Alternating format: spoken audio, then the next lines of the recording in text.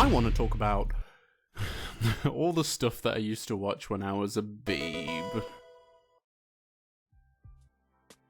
There has quite literally never been a recallable time in my life when I was not enthralled by cartoons. Like, my earliest memories are accented with faded ruminatings of Maisie Mouse, Roly Poly Oly, and Noddy. For 23 and a half of my 24 years on Earth, I have lived in Britain. And in Britain, the culture is... Come on, England!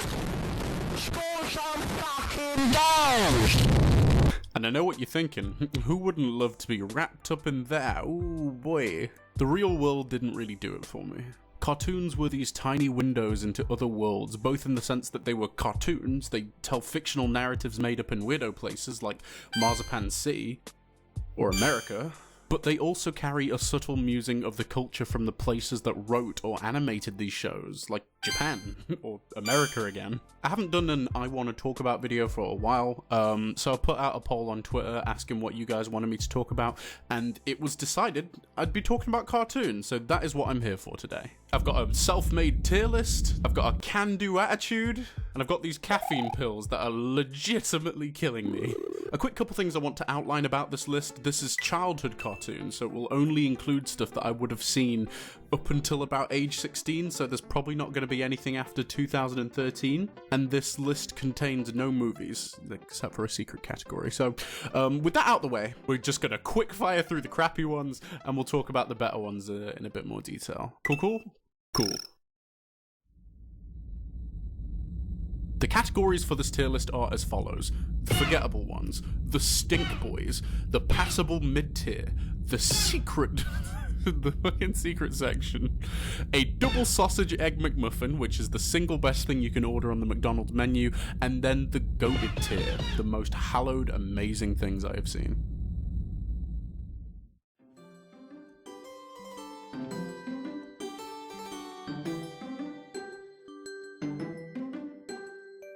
For the stuff that I've literally forgotten about, got titles like Camp Laszlo, My Gym Partner's a Monkey, Chop Socky Chucks, that was one, Ozzy and Drix, like Osmosis well, I think Osmosis Jones was way bigger in America, but it was called Ozzy and Drix in the UK. The Adrenalini Brothers, there's so much stuff that I remember just watching one off. I do want to point out, this isn't all bad stuff, it's just forgettable stuff. I remember really liking Camp Laszlo, but my brain has retained nothing about it. I don't even know if is this guy Laszlo? Between like Cartoon Network, Nickelodeon, and the Disney Channel, there is so many just random ideas that have been lost to the ether. They're easy to forget for a reason. Let's talk about the stink boys. Does anyone remember Cubix? Cubix looks like a relic left behind after the first primordial humans discovered 3D animation. The plot in my head is that everybody in the world owns a robot, but the main character has this really, really ugly robot. The main character has this Rubik's Cube looking... Well, he's called Cubix, that's the whole thing. And they do robot stuff, like fight feral robots that have been infected with feelings. Cubix might be able to transform or something? I do not know. Others in the stinky, nasty stink boy territory would also include Johnny Test. Johnny Test for me has just been ruined by the internet. Like, I remember appreciating some of the humor. The dog is cool, the sisters are... exactly my type.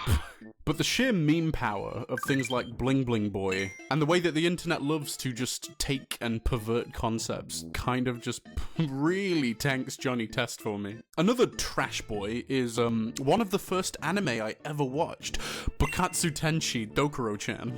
I'm a very firm believer that anime has made me a worse person. Like, don't get it twisted, the medium of animation is capable of some incredible feats of storytelling. But after watching things like Monster Musume or Kiss X Sis, I genuinely feel like I'm going to hell.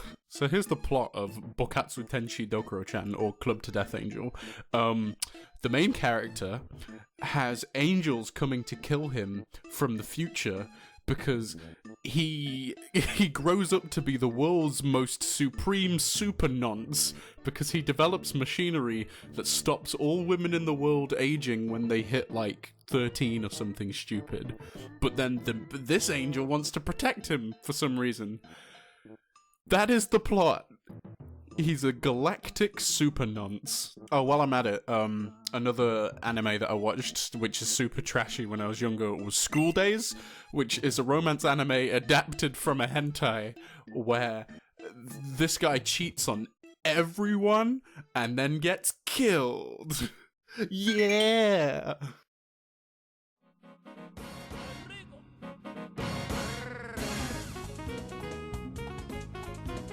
Right, for the middle tier, for the meat of this, there is a lot. There is so many things that I watched that were just kind of okay, pretty decent, so we're just gonna flurry through some of this. Roly Poly Oly. Ben 10, which was ruined when 10-year-olds really started to like it. Robot Boy, Rocket Power, Sonic X, Rugrats, SpongeBob, Fairly Odd Parents, Codename Kids Next Door, Haruhi Suzumiya, yep, one of the earliest animes I watched. Bleach, again, spoiled by time. Pokemon, which some of you might be offended by. Pokemon is distinctly average, my dudes. Tom and Jerry. The Tweenie! Does anyone remember the Tweenies? The Misadventures of Flapjack. And one that I do want to touch on real quick. Code Lyoko. Does anyone remember Code Lyoko?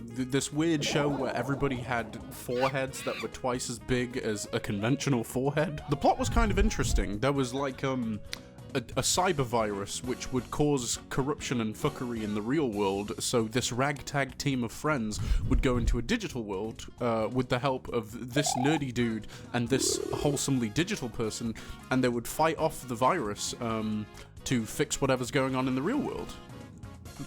Persona. Not Persona. You get what I mean. Let me tell you about the secret category.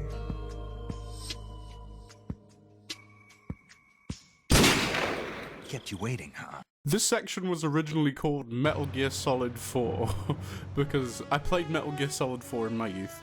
I did love it as a game, but boy, is it just an experiment in how many cutscenes you can make a player watch. A quick Google will tell you that this game has at least 9 hours of cutscenes, which is longer than some movies. So I'm gonna put it on the list for cartoons that I watched when I was younger. I do now have to change the category to just Hideo Kojima. It doesn't count as stuff that I watched in my childhood, but in doing research for the cutscenes in Metal Gear Solid 4, I figured out that Death Stranding has 7 hours of cutscenes. Wow! Okay, gentle viewer, thank you so much for your patience thus far. The video, up to this point, has been mostly unscripted. If you have a look at my actual script here, you'll see that the scripting ended before I even started the list. But for the stuff later down on this list, I think it's worth going into a bit more detail. This is the good shit. This is a double sausage egg McMuffin.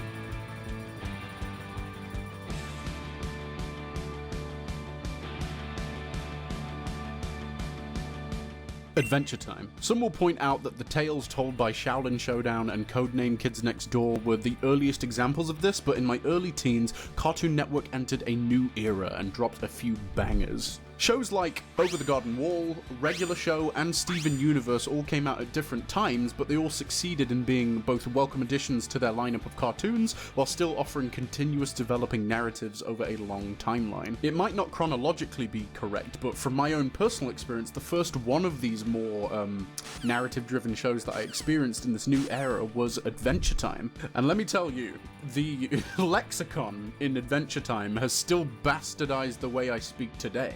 Glob, bunk that! Oh, butt traps. Great couples, quirky cast, radical timeline of events. And have you seen the fucking, like, the BMO and the Dragons, like, extra episodes? Adventure Time is so solid. Beyblades. The Grim Adventures of Billy and Mandy. To this day, the humor still holds up. It's fucking hilarious. Chowder. Oh, I have such a soft spot for this dumb fucking world. Like, the actual setting of Chowder makes no bloody sense. Like an entire kingdom just based around cooking. What? The main cast is delightfully stupid. All the meta jokes that they do are fucking top notch. Chowder was just fantastic.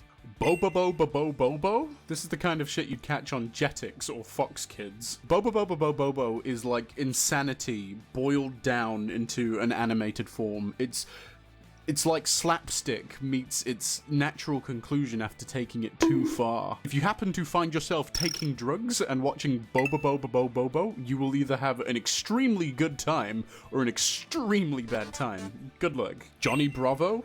Another incredible big blonde man? Foster's Home for Imaginary Friends. This cartoon was such a case study on how to do cartoons right. Each character had its own color scheme and dominant shape. Mac had this perfectly square head. There was a purple one, a red one, and a blue regard Q kazoo. My god.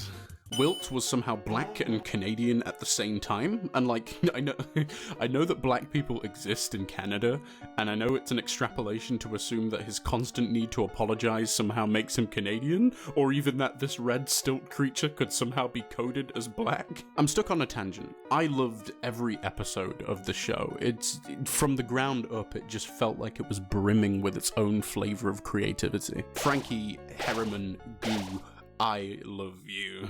Phineas and Ferb somehow single-handedly paved the way for music in cartoons. Like, it was doing it all before Steven Universe and Adventure Time, and it was doing it so well. That being said, though, Steven Universe, a compelling story with music that I have on repeat almost every week. Huge fan of Recess, huge fan of Crayon Shin-chan. Oh my god, if you saw the 4Kids dub of Crayon Shin-chan, you need to go back and listen to the adult dub of this program. It's very, very explicit.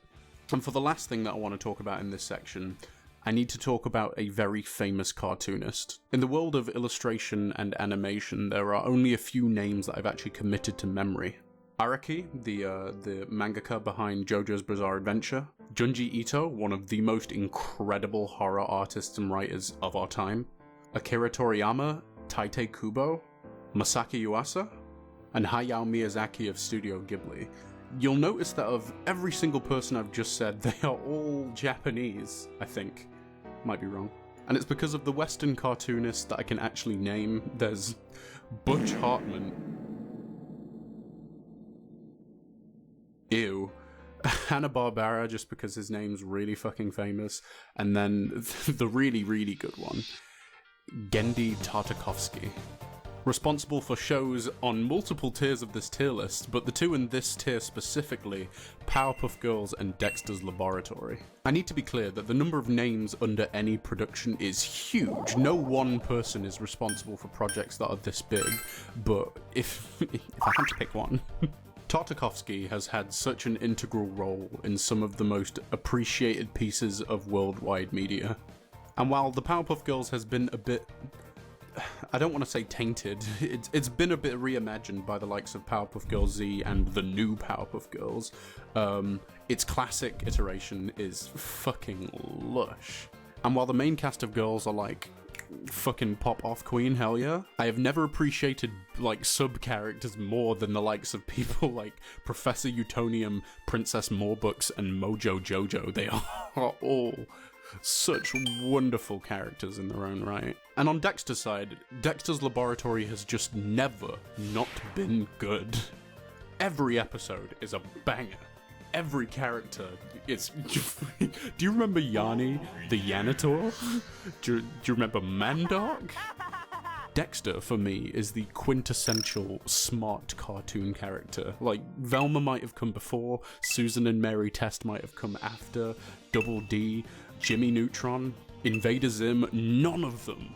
Like, I love a lot of the characters I just said, but none of them can hold a candle to Dexter of Dexter's Laboratory.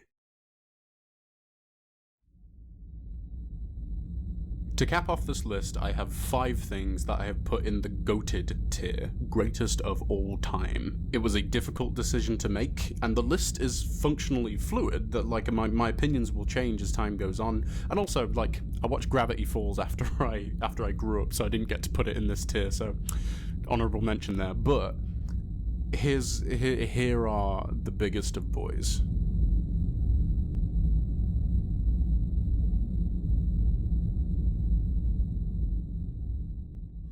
Falco Lombardi, Piccolo, Knuckles the Echidna, Wilt. I'm hoping some of you can pick out a similar thing between these guys. It's that they're black. Not literally, no. Falcon Body is a blue falcon. Piccolo is a Namekian from a different planet. I won't go into the full details, but characters can be coded as black. We don't all have to agree that they are black, but I find it really fun to figure it out. Speaking of which, Metabee.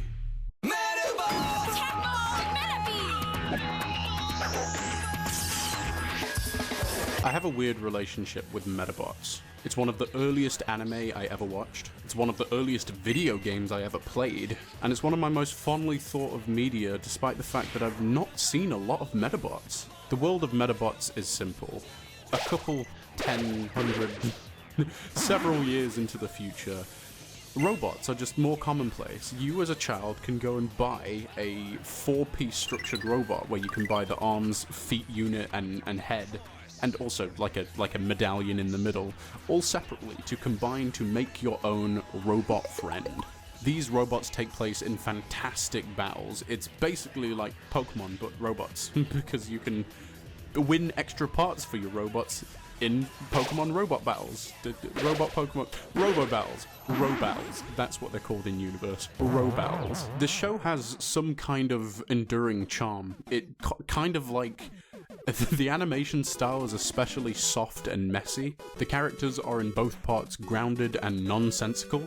The protagonists take up the standard role of I want to be the best robot fighter in the world, and the background characters consist of like slug-themed Team Rocket and Mr. Referee, which is my favorite referee in any existing media. Metabots for me feels less like a isolated cartoon that you saw on Fox Kids and more like a little diddle of my own personal history. Like everybody's watched Yu-Gi-Oh! Or Pokemon or Digimon or Beyblades, but not everybody watched Metabots, and that makes it feel kind of individual for me. One of these days I'm gonna go back and watch the entire fucking series, because I know a lot of it was just not made available to me in the time that I had to watch it. I love Metabots. Did anyone out there in the comment section watch Jackie Chan Animated Adventures? I had the magazine subscription, I had the trading cards, I had the Talisman collection. The Jackie Chan Animated Adventure series plays out like all of my favorite aspects of Shaolin Showdown and Metroidvania games. A cast of beloved characters like Jackie Chan and Jackie Chan's fictional niece go globetrotting to discover artifacts that give you superpowers, with this big underlying plot of an evil gang trying to resurrect a dragon of some kind. Uncle gets better at magic. Toru goes from dark side to good boys. There's a reoccurring force of demon ninja people called the Shadow Khan. And then there's an entire season dedicated to like superpowered Shadow Khan. And then there's one scene where all the bad guys get their asses literally spanked by the Shadow Khan. In a perfect world, Platinum Games would just buy the Jackie Chan Animated Adventures IP and make a video games. You've got different equipable items for superpowers. You've already got a roster of crazy varied enemies. It's just golden.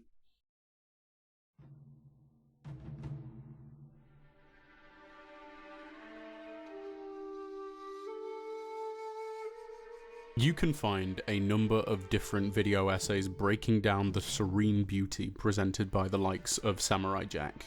I actually can't believe they just dropped this on a bunch of kids. Not because it's like adult in nature, it's very much still a cartoon, but like it just has such a wild artistic depth to it. For the uninitiated few of you who don't know Samurai Jack, the plot is very simple. Jack is a samurai from years past. He was sent on a quest to defeat the evil lord Aku, and Aku put him into the future. But with Samurai Jack being in the future, there was nobody able to stop Aku, so he took control of the world in the time that Samurai Jack was gone, and now he's got to get back to the past in order to revert the world to good and chill times. Samurai Jack is a difficult show to pick apart. It's had an interesting run because one half of it came out when I was a child, and then they finished off the series when when another studio was like, hey, this never got properly finished. Let's just finish it. And then they did a fucking stellar job. It also gave them the opportunity to add some slightly more adult concepts to the show, since the expectation was that it was going to be picked up more by adults than kids at that point. The reason why Samurai Jack is so far up this list is quite simple. It is just qualitative. Its art direction is consistently gorgeous. Its isolated stories can be enjoyed as part of an ongoing narrative and also in episodic isolation. It's just written that well. And then after you've appreciated everything that the first run had to offer you, they hit you with this huge bump in character development when it was picked up by Adult Swim. We're blessed with another main character rather than just secondary characters that pop in every so often. And then they finish it all off with an ending that is both appropriate to the journey that has been undertaken and as heart-wrenchingly melancholic as the series has always been. Samurai Jack is a piece of art. Excuse the hyperbole, but Avatar: Last Airbender is one of the single most important pieces of media in existence. Nickelodeon have put out a lot of projects with a seemingly endless spectrum of how shit or how qualitative some of those projects could be. But if you had to pick out a magnum opus, if you had to select one thing to be the single greatest thing that they have ever made and will likely ever make to this day, it is so clearly Avatar: The Last Airbender, a fantastical fantasy setting with grounded, understandable rules, characters that can be appreciated as children and themes that can be appreciated as adults, stellar fight choreography, stakes, mystery, intrigue, conflict. Like, there are some famous uniformed people throughout all of fiction. Stormtroopers are a huge one. Judges in the Final Fantasy series. The Captain's Cloak in Bleach. It's a testament to good character design when you can make just a uniform so immediately threatening or iconic or memorable. The one I'm trying to make reference to in Avatar: Last Airbender is the Dai Li agents. Oh my god, the Dai Li! I'm straying far from the point here. Ultimately, what I'm trying to pitch is that Avatar: Last Airbender is something I would recommend to anybody because it is fundamentally good in so many capacities that there is nobody that I wouldn't think it reasonable to recommend to. I don't think I need to explain the story, but I've done it with previous titles, so I might as well. People can control the elements, war breaks out, only one young boy is capable of bringing peace, apparently. But his journey from point A to point B, you know, bringing peace and whatnot, is such a compelling story. I feel like I don't even need to say it. I feel like it's like Avatar is ubiquitous with the idea of quality. You guys already know why it's this high up the list. It's because it's nothing short of incredible.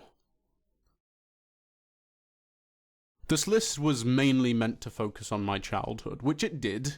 And that being said, the last thing on this list was my childhood. I can't put my finger on it, but ever since watching this one cartoon, there has never been anything to rival it. My definitive favorite cartoon of all time is Ed, Edd n Eddy. I don't believe how effortlessly it just flew to the top spot. I just watched it and there was nothing else. Just three friends trying to scam other kids out of their money so they can buy sweets. And somehow they take this plotline and stretch it so far, so well. Through 6 seasons, 3 holiday specials, and a movie. Nothing rivals the simple charm of 3 friends living in the same neighborhood doing the same shit over and over again. The show has its own humor, it has its own soundscape, which is iconic in mimetic culture now. I feel like it really carved its own place in the world of animation. And for whatever small or large contribution it's had on my childhood, I adore it. Ed, Ed, Eddie, Rolf, Johnny, Kevin, Sarah, Jimmy, Naz, May, Marie, Lee, and even this guy. Thank you.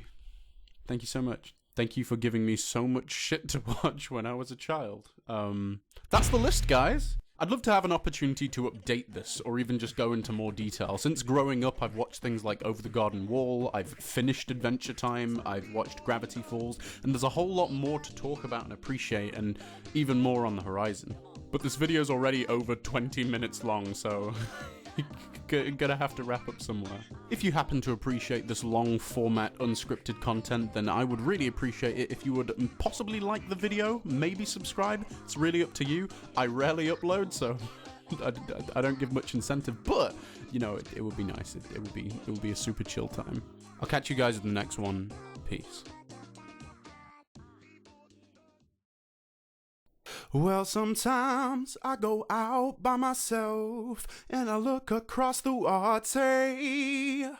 Ooh, and I think of all the things what you're doing. And in my head I paint a picture. Whoa, whoa. Since I've come on home, well, my body's been a mess, and I miss your ginger hair and the way you like to dress. Why don't you come on over? Stop making a fool out of me. Why don't you come on over, Valerie? Valerie. Valerie.